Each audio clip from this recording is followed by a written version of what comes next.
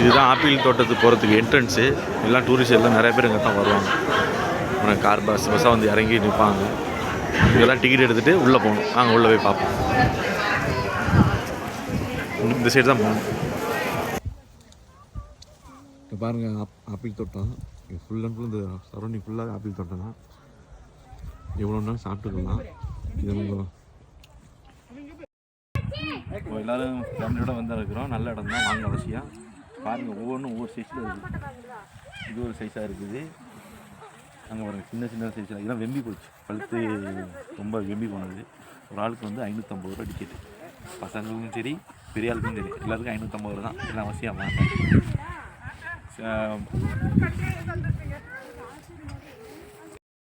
இந்த கூடை ஒன்று வச்சுப்பாங்க. இந்த கூடையில் வந்து நம்ம வந்து 2000 ரூபா. இந்த கூடை பெருசு 1300 கொஞ்சம் ஜாஸ்தி தான் ஆப்பிள். நம்ம ஷாப்லேயே வாங்கிடலாம். இருக்குது இங்கே வீட்டுக்கு கொண்டு போகிறாங்க. இந்த பாருங்க கூடை, இந்த பெரிய கூடை. இது சின்ன கூடை. இது ஒரு வகையான பழம், க்ரீன் ஆப்பிள். இதையும் டேஸ்ட் பண்ணி பார்ப்போம். உரிச்சி சாப்பிடுவோம். அவங்க உரிச்சி தருவாங்க, அதை நான் காட்டுறேன் பாருங்கள்.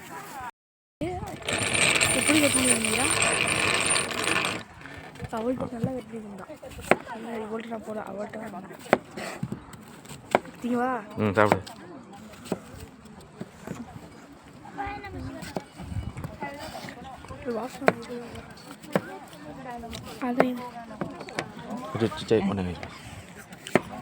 இது தனியாக போகிறா. அதுவும் முத்துலக்கு ஒரு ஆப்பிள் பழம்.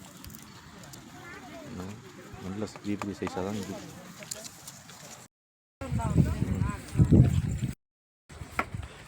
உரிச்சி இங்கே தான் உரிச்சியும் தருவாங்க.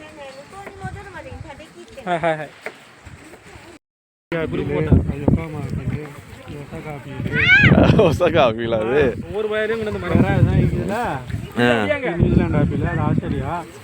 அதெல்லாம் இல்லை, ஒரே ஆப்பிள் ஜப்பான் ஆப்பிள் தான். அது க்ரீனு.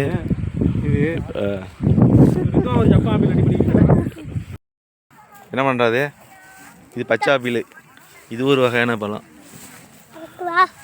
பரி வந்துட்டான். ஆப்பிள் பழம் எப்படி நல்லா இருக்குதா? பிடிச்சிக்குதா? எல்லாரையும் கூப்பிடு. வளர்த்தது ஜப்பானில் இருந்தால் எல்லாம் வாங்கன்னு சொல்லு. எல்லாத்தையும் வாங்கணும். சாப்பிடுவாங்கன்னு கூப்பிடு. இதை பழங்கள்லாம் சாப்பிடுவாங்கன்னு கூப்பிடு.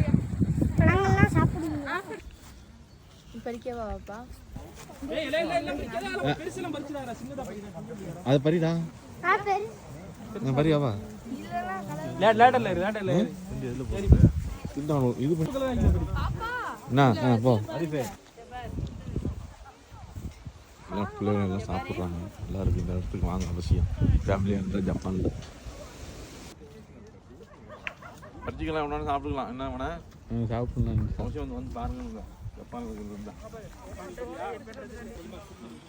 மக்களை